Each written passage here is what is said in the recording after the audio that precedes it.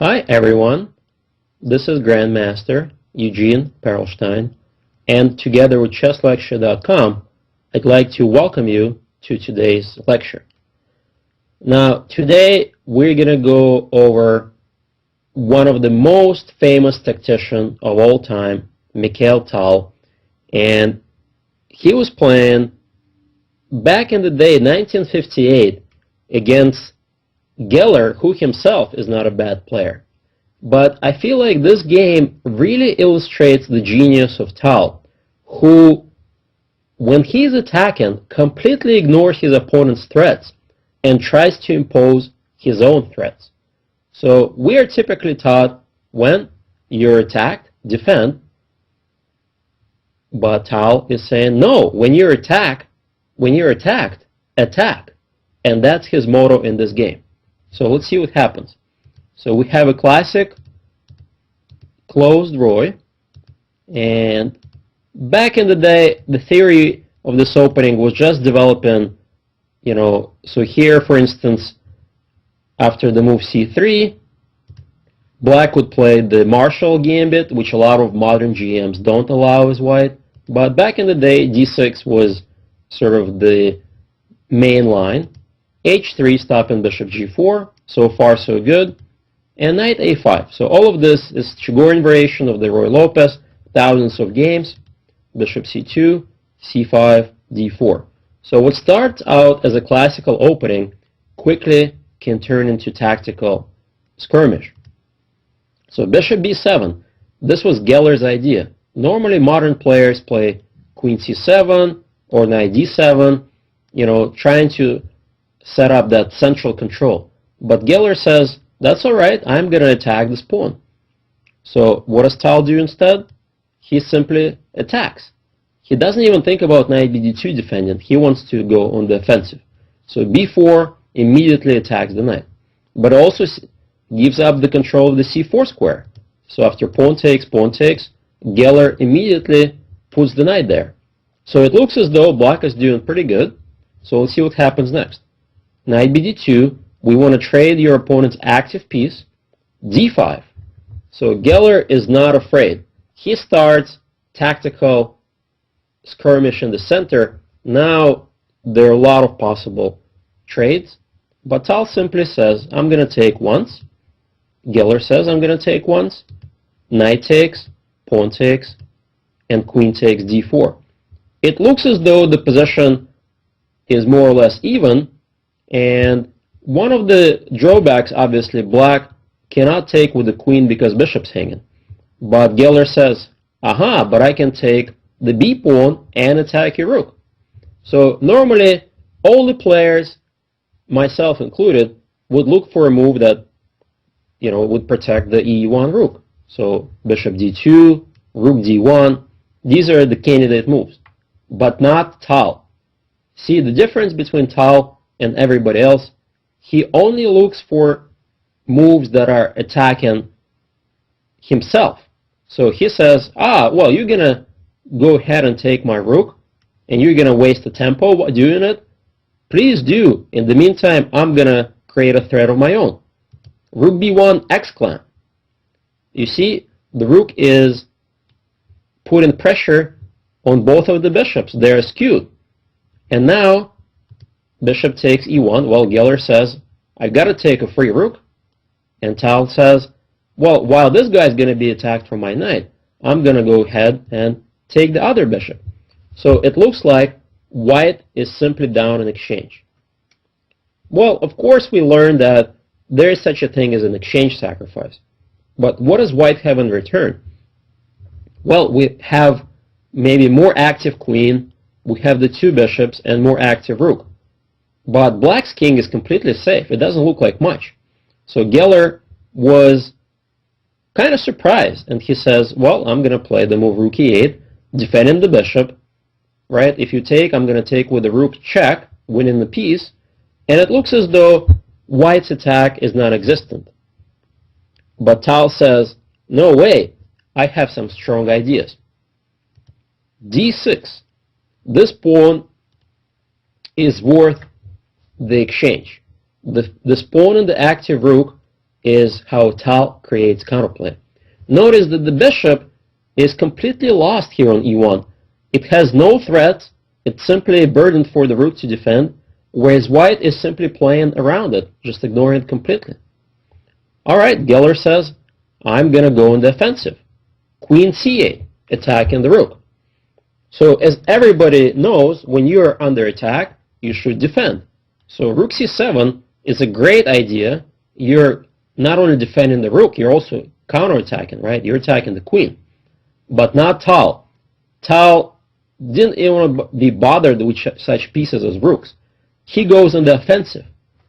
So if you've never seen this game before, try to find out his next move. And nope, it's not the rook move. So if you need more time, go ahead and pause the video. And it's spectacular sacrifice. Bishop g5 exclam. Wow, what a move. I'm sure Geller must have jumped on his chair. Not a move one would expect. Rook c7 was probably an autopilot move for everyone. So what's the idea of this bishop g5 move? Well, clearly there is a problem. If queen takes rook, bishop takes f6, the king is too open. And that's what Tal was counting on. Notice that this guy and this guy are completely out of the game. So the fight is between the queen, the bishop, knight, the rook, and queen, which actually more pieces for white. We have the bishop and knight, and each side has a queen against the e8 rook, because the a8 rook is not really in the game. So this position is not so pleasant. For instance, if you try to play rook e2 attacking the bishop, well, now we can go for a king hunt. Check, like a Greek gift sacrifice. If king takes, queen check, and now if king g8, simply queen g5. And oopsies, now we have all of black's army doing absolutely nothing. And then after g6, queen h6, it's mate. Yeah, you can throw maybe a spy check, but in reality, it's not going to help you. King h2, there are no more checks left, and it's game over. So this is pretty bad. So you see, after queen takes rook, bishop takes f6, the attack looks really, really good. And you know, there may be many other moves. Black, if you turn on the engine, you may even find way to equality here for black. But during the game, it's very, very risky to go for these types of positions. Now, if you take the bishop, I think the simplest move would be to give you a check. And for instance, after king here, I may just play queen f5 and queen here mate. So this is kind of annoying. If you play king f8, then bishop takes, pawn, and there that little guy comes in handy. Queen g8 mate is coming. So that's why Tal was a genius of attack. He didn't bother defending his pieces. He always wanted to sack them. So that's why this is a really annoying position. And we can understand Geller for not wanting to take the rook. Instead, he plays the move rook to e2. So he's counterattacking, and now white says, all right, I'm going to play rook c7 with a tempo, attacking the queen, queen e6, and now he says, well, there's really not that much to attack, so I'm going to take on e1, rook takes, and simply play king h2. So the position has cleared up. Black still has material advantage, but now this d pawn is trouble. We have some back rank problems, and two bishops are real monsters. So I actually feel like white has complete compensation at this moment. So let's see what happened in the game.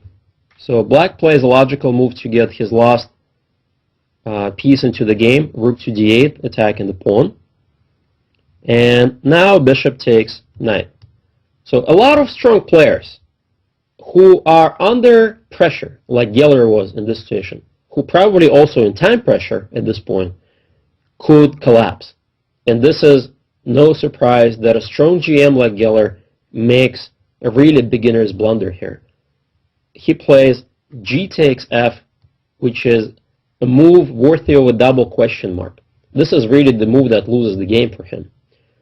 He misses not so difficult tactic here, but the explanation is purely psychological. When you're being shocked almost after every move when faced with move 18, rook b1, no matter how well you defend, you calculate a lot of variations. You start doubting yourself. You start, getting tired. You get in time pressure. It's very easy to overlook one little tactic, and that's exactly what happens.